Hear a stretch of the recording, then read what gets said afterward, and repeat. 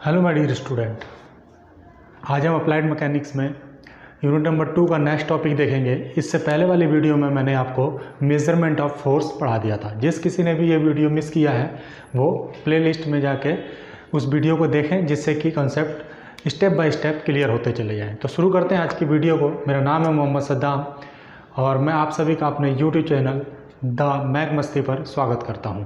तो आज का जो हमारा टॉपिक है वो है क्लासिफिकेशन ऑफ फोर्स। उसको पढ़ने से पहले लास्ट वीडियो का एक छोटा सा टर्म छूट गया था हमारा कि फोर्स की जो अलग अलग यूनिट होती है, अलग अलग स्टैंडर्ड में, अलग अलग पद्धतियों में, वो हम देख लेते हैं कि फोर्स का जो मात्रक होता है, बल का मात्रक अलग अलग पद्धतियों में कैसे हम कन्वर्ट करते हैं। अगर हम बात करते हैं सीजीएस पद्धति की, तो सीजीएस पद्धति में हम बल को डायन में नापते हैं। डायन में नापने के लिए हो सकता है न्यूमेरिकल में डायन में दिया होता, आप कन्फ्यूज हो जाएंगे, इसलिए मैंने इस वीडियो में थोड़ा सा कवर करने की कोशिश की है। तो देखिए, अगर डायन में क्वेश्चन दिया होता, आपको ये टर्म याद होना चाहिए कि 1 न्यूटन बराबर होता है 10 की घात 5 डायन, 10 की पावर 5 डायन। वहाँ से आप कन्वर्ट कर सकते हैं। अगर हम एमकेएस पद्धति की बात करते हैं तो एमकेएस पद्धति में जो हमारा मात्रक होता है बल का, वो होता है केजीएफ, किलोग्राम फोर्स, या किलोग्राम वेट भी बोलते हैं, या किलोग्राम वेट भी बोलते हैं। इसको हम ऐसे भी लिख सकते हैं, किलोग्राम वेट, किलोग्राम वेट। ठीक है, तो 1 kgf इक्वल टू होता है 9.18 न्यूटन। तो आप कन्वर्ट कर सकते हैं यहाँ से कि ये जो 9.18 है ये ग्रेविटेशनल फोर्स ही है। ठीक है, तो उसी की वैल्यू को यहाँ यूज किया गया है कि 1 kgf बराबर 9.81 न्यूटन होता है। ठीक है, और 21 पद्धति में होता है, एमकेएस पद्धति में हम इसको मेजर करते हैं। तो यहाँ तो उम्मीद करता हूँ ये दोनों यूनिट आपको याद होंगे, ये याद करना होगा, आपको याद कर लेंगे। अब हम चलते हैं आज के टॉपिक पे, जो कि है क्लासिफिकेशन ऑफ फोर्स, अर्थात बलों के प्रकार। ये बहुत इंपॉर्टेंट टॉपिक है। ठीक है, एग्जाम पॉइंट ऑफ व्यू से एग्जाम में ये आता ही आता है, 5 नंबर में क्वेश्चन पूछा जाता है। ठीक है, तो हम इसमें बेसिकली चार कैटेगरीज में हम बल को बांटेंगे। 4 यहाँ पे नेक्स्ट वीडियो में मैं 5वां कैटेगरी भी इंक्लूड करूँगा, अर्थात मैं ये जो टॉपिक है ये 2 वीडियो में कवर करूँगा। पहली वीडियो में हम 4 कैटेगरीज देखेंगे कि कितने तरीके से हम बांट सकते हैं, और 5वीं वाली जो कैटेगरी है वो हम नेक्स्ट वीडियो में देखेंगे। तो पहला है हमारा according to the nature of force, कि नेचर के प्रकार से, प्रकृति के प्रकार से बलों को कितने भागों में बांटा जाता है। तो बलों को 3 प्रकार में बांटा जाता है। Number 1 action and reaction, number 2 attraction and repulsion, और number 3 tension and thrust, tension and thrust. ठीक है, एक एक करके इनको समझते हैं, बिट डायग्राम भी समझेंगे। ठीक है, कि जितना जल्दी मैं और इफेक्टिव तरीके से समझाने की कोशिश करूंगा आपको। ठीक है, तो एक्शन और रिएक्शन क्या होता है। लेट्स मान लेते हैं कि 2 बॉडी आपस में संपर्क में है, 2 पिंड आपस में संपर्क में है, तो क्या होगा, उस पिंड का कुछ ना कुछ भार होगा। अगर मैं डायग्राम से बनाऊं, यहाँ पे देखिए, मान लीजिए कि एक सरफेस है, एक ये सरफेस है P1Q, इस पर मैंने कोई एक बॉडी रख दिया, इसका कुछ ना कुछ वेट होगा, कुछ ना कुछ वेट होगा। मान लेते हैं W न्यूटन वेट है इसका, मान लेते हैं W न्यूटन इसका वेट है।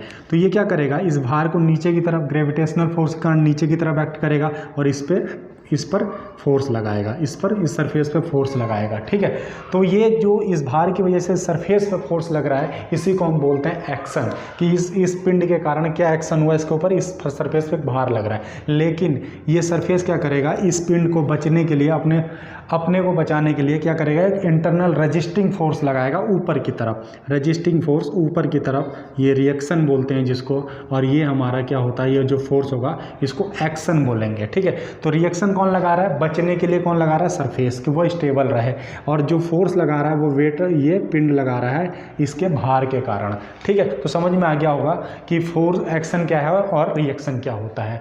ठीक है, यहाँ से न्यूटन ने एक चीज़ और अपने, जब उन्होंने मोशंस के लॉ दिए थे तो वहाँ बताया था एक्शन एंड रिएक्शन के जो मैग्नीट्यूड होते हैं वो इक्वल होंगे, मतलब समान परिमाण के बल ही लगेंगे। जितना बल ऊपर से लगेगा उतना नीचे से सरफेस लगाएगा, लेकिन दोनों का डायरेक्शन विपरीत होगा, मतलब अपोजिट डायरेक्शन में लगेगा। ये न्यूटन ने कहा था, यहाँ से वो दिख भी रहा है आपको। तो उम्मीद करता हूँ एक्शन एंड रिएक्शन समझ में आया होगा। अब आता है हमारा अट्रैक्शन एंड रिपल्सन। अट्रैक्शन और रिपल्सन की हिंदी होती है हमारा आकर्षण बल और प्रतिकर्षण बल। ठीक है। आकर्षण बल और प्रतिकर्षण बल क्या होता है, देखिए इनके लिए कोई मीडियम की आवश्यकता नहीं होती है। कुछ ऐसे बल भी होते हैं जो बिना मीडियम में लगते हैं, वो दिखता, उनका मीडियम दिखता नहीं है, हम अपनी आंखों से नहीं देख पाते हैं। जैसे कि ग्रेविटेशनल फोर्स, हम कोई भी चीज़ उछालते हैं तो वो कोई क्यों नीचे आ जाती है, क्योंकि पृथ्वी अपना ग्रेविटेशनल फोर्स से उसको खींचती है। ठीक है, तो ये फोर्स हमको दिखा नहीं। सेम मैग्नेटिक फोर्स भी क्या होते हैं, वो हमें दिखता नहीं है बट वो लगता है। तो अगर हम बात करें अट्रैक्शन की, मतलब आकर्षण बल की, तो जब दो वस्तु आपस में एक दूसरे के प्रति आकर्षित होती हैं तो उसके बीच लगा हुआ बल क्या कहलाता है, हमारा अट्रैक्शन कहलाता है। और या फिर इसको हिंदी में बोलेंगे आकर्षण बल। प्रतिकर्षण बल मतलब रिपल्सन बल, जब दो वस्तु एक दूसरे को प्रतिकर्षित करती हैं, एक दूसरे से दूर जाने की कोशिश करती हैं, तो उसके बीच लगा हुआ बल क्या कहलाता है, हमारा रिपल्सन या प्रतिकर्षण बल कहलाता है। उम्मीद करता हूँ ये भी आपको समझ में आ गया होगा। अब आते हैं टेंशन एंड थ्रस्ट पे। देखिए, टेंशन और थ्रस्ट को समझने के लिए मैं मान लेता हूँ कि ये एक मेरा मार्कर है, मैं इसको रस्सी से बांधता हूँ, ऐसे लटका देता हूँ। फॉर एग्जाम्पल अगर मैं डायग्राम की बात करूँगा, ये एक स्ट्रिंग है, ठीक है, इस पे मैंने एक पिंड लटका दिया, तो ये क्या करेगा, ये क्या करेगा, इस रस्सी को खींचने की कोशिश करेगा नीचे की तरफ, इस भार भार के कारण ये क्या वो नीचे आने की कोशिश करेगा, तो इस पे जो तनाव बल उत्पन्न होने लगेगा, जिसको हम टेंशन फोर्स कहेंगे, T1। और यहाँ पे भी क्या करेगा, ये ऊपर की तरफ होगा और ये नीचे की तरफ लगाएगा हमारा T2, क्योंकि नीचे की तरफ खींच रहा है, यहाँ से रस्सी ऊपर की तरफ आएगी और यहाँ नीचे की तरफ जाएगी, इसलिए डायरेक्शन ये हो जाएगा हमारा। तो यही जो तनाव बल होता है इसी को हम क्या बोलते हैं, टेंशन फोर्स। और टेंशन फोर्स हमेशा पुल नेचर का होता है, मतलब खिंचाव प्रकृति का होता है, खींचता रहता है। तो इसको हम क्या बोलेंगे, टेंशन हमारा ऑलवेज क्या होगा, टेंशन हमेशा ऑलवेज पुल नेचर का होगा। अब थ्रस्ट फोर्स क्या होगा, मान लीजिए बड़ा सा पत्थर रखा है, उसको मैंने किसी सरिया से, किसी रोड से लगा के धक्का मारा, मतलब पुश किया, दबाया उसको, तो इस तरह के फोर्स को हम क्या बोलते हैं, थ्रस्ट फोर्स करते हैं। थ्रस्ट मतलब झटका लगना, दबाव लगना कहीं से, तो वो फोर्स हमारा क्या कहलाता है, थ्रस्ट फोर्स कहलाता है। उम्मीद करता हूँ ये समझ में आया होगा। अब हम सेकंड कैटेगरी पे चलते हैं, according to the dimension of area and application of force. ठीक है, तो एरिया के अकॉर्डिंग कितने प्रकार के फोर्स होते हैं, कितनी एरिया में कोई लग रहा है, तो इस तरह के हमारे दो फोर्स होते हैं, कंसंट्रेटेड फोर्स और डिस्ट्रीब्यूटेड फोर्स। कंसंट्रेटेड फोर्स क्या होता है, देखिए, जब फोर्स हमारा नेग्लिजिबल एरिया पे लग रहा होगा, बहुत एक पॉइंट पे लग रहा होगा, उसको हम क्या बोलते हैं, कंसंट्रेटेड लोड बोलते हैं या फोर्स बोलते हैं। अगर डायग्राम की बात करेंगे तो मान लीजिए कि कोई बीम है, मान लेते हैं कोई बीम है और इस पर हमने एक लोड यहाँ लगा दिया इस पॉइंट पे, तो ये क्या है, हमारा कंसंट्रेटेड लोड, मतलब ऐसा लोड जो किसी एक स्मॉल एरिया पे लग रहा होगा, उसे हम क्या बोलेंगे, कंसंट्रेटेड फोर्स बोलेंगे। ठीक है, डिस्ट्रीब्यूटेड फोर्स दो प्रकार के होते हैं, एक होता है UDL और एक होता है UVL।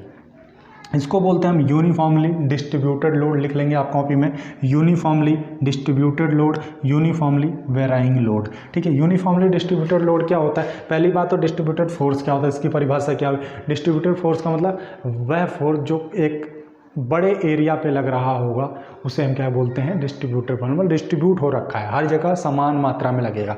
अब ये दो प्रकार के, तो UDL, अगर हम UDL की बात करेंगे तो मान लीजिए एक बीम है, ये बीम है, कोई रॉड है मान लेते हैं, उस पर हम अगर ऐसे लोड लगा देते हैं तो इसको बोलते हैं यूनिफॉर्मली डिस्ट्रीब्यूटेड। यूनिफॉर्म मतलब समान रूप से, मतलब हर बिंदु पर समान परिमाण का लोड लग रहा होगा, तो ऐसे को हम क्या बोलते हैं, UDL। और UVL हम बोलते हैं, मान लीजिए यही भी सेम बीम है और ऐसे, मतलब यहाँ पे इतने मैग्नीट्यूड का, यहाँ पे इतने मैग्नीट्यूड का, यहाँ पे इतना, यहाँ पे इतने परिमाण का, यहाँ पे इतने परिमाण का, मतलब हर बिंदु पर अलग अलग परिमाण का बल लग रहा होता है, तो उसे हम क्या कहते हैं, UVL, यूनिफॉर्मली वेराइंग लोड, मतलब एक यूनिफॉर्म तरीके से बढ़ रहा है या घट रहा है, ऐसा लोड हम क्या बोलते हैं, उसको UVL या UDL। ठीक है, तो यहाँ तक बात समझ में आ गई होगी आपकी। अब हम चलते हैं थर्ड कैटेगरी पे, according to the effect produce by the force. According to the effect produce by the force, कि फोर्स के कारण क्या इफेक्ट पड़ रहा है किसी पिंड पर, उसके अकॉर्डिंग में दो प्रकार के फोर्स होते हैं, external force, internal force, Hindi में बाह्य बल और आंतरिक बल। बाह्य बल क्या होते हैं, बाह्य बल मतलब अगर किसी पिंड पर किसी बल द्वारा अगर उसके बाहरी सतह पर एक्सटर्नल इफेक्ट आ जाता है, मतलब बाहरी सतह पर कोई ना कोई प्रभाव दिखता है हमको, तो उसको हम क्या बोलते हैं, एक्सटर्नल फोर्स बोलते हैं। ठीक है, अगर किसी पिंड पर बाह्य इफेक्ट आ रहा है किसी कारण द्वारा, तो उस पर जो बल लगा है वो हमारा क्या कहलाता है, एक्सटर्नल फोर्स कहलाता है। समझ में आ गई होगी बात यहाँ पे। अब आता है यहाँ पे इंटरनल फोर्स। इंटरनल फोर्स क्या होता है हमारा, इंटरनल फोर्स क्या है, एक रजिस्टिंग फोर्स है, मैंने अभी यहाँ पे आपको बताया एक रजिस्टिंग फोर्स है।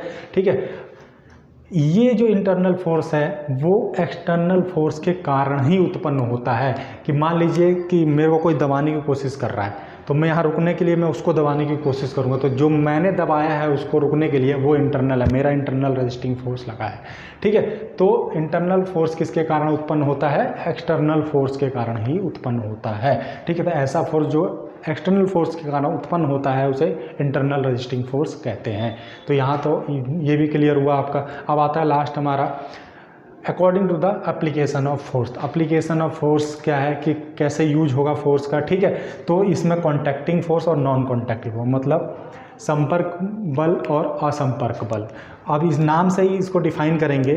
संपर्क मतलब जब दो पिंड आपस में कांटेक्ट अवस्था में होते हैं, संपर्क के अवस्था में होते हैं, तो उनके बीच में लगा हुआ बल क्या कहलाता है, हमारा कॉन्टैक्टिंग फोर्स कहलाता है या संपर्क बल कहलाता है। ठीक है, मान लीजिए एक ये कोई बड़ा सा पत्थर है या कोई ब्लॉक है और यहाँ पे मैं खड़ा हूँ या कोई भी खड़ा है और इसको मैंने अपने हाथों से धक्का दिया, इसको अपने हाथों से स्पर्श करके धक्का दिया, तो मैंने जो बल लगाया है वो क्या कहलाएगा, कॉन्टैक्टिंग फोर्स कहलाएगा। मतलब मैंने उसको पुश किया या पुल किया, लेकिन उसको छू के किया, स्पर्श करके किया, तो वो क्या कहलाता है, हमारा कॉन्टैक्टिंग फोर्स कहलाता है। अब आता है non contacting force. Non contacting force क्या होता है हमारा, कि भैया वही अट्रैक्शन और रिपल्सन, मतलब ऐसा फोर्स जिसमें मीडियम नहीं होगा, हमने दोनों पिंड आपस में संपर्क में नहीं होंगे। जैसे मैग्नेटिक फोर्स, जब हम दो समान पोल एक दूसरे के संपर्क में लाते हैं, जैसे साउथ साउथ लाएंगे तो क्या होगा, प्रतिकर्षित कर देगा। लेकिन जब अपोजिट फेस लेके आते हैं हम, नॉर्थ और साउथ, तो वो आकर्षित कर देते हैं। हमें वो बल वहाँ वो चिपकता नहीं है, एक दूसरे में चुंबक चिपकाते नहीं है, लेकिन फिर भी वो फोर्स लगता है। तो मतलब दोनों बॉडी आपस में संपर्क में नहीं है। सेम चीज़ ग्रेविटेशनल फोर्स, मतलब हम फल को ऊपर फेंकते हैं, कोई भी चीज़ ऊपर फेंकते हैं, फिर वो नीचे चले आता है। क्यों? क्योंकि पृथ्वी ने गुरुत्वाकर्षण बल लगाया है उस पर, लेकिन संपर्क में नहीं थे।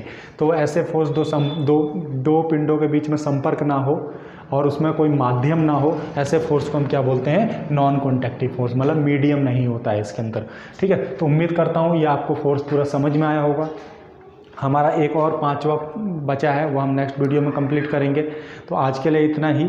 अगर वीडियो पसंद आई है, लेक्चर पसंद आया है, तो लाइक करें, शेयर करें, अपने फ्रेंड को अधिक से अधिक फ्रेंड तक पहुँचाएँ, सोशल मीडिया पर शेयर करें, जिससे कि अधिक से अधिक लोग मुझसे जुड़ सकें। ठीक है, तो और आप लोग जिन्होंने भी वीडियो को सब्सक्राइब नहीं किया है तो सब्सक्राइब करें और बेल आइकन भी दबा लें, जिससे कि आने वाली वीडियो की नोटिफिकेशन आप तक जल्द से जल्द पहुंचते रहे। तो आज के लिए इतना ही। Thank you class.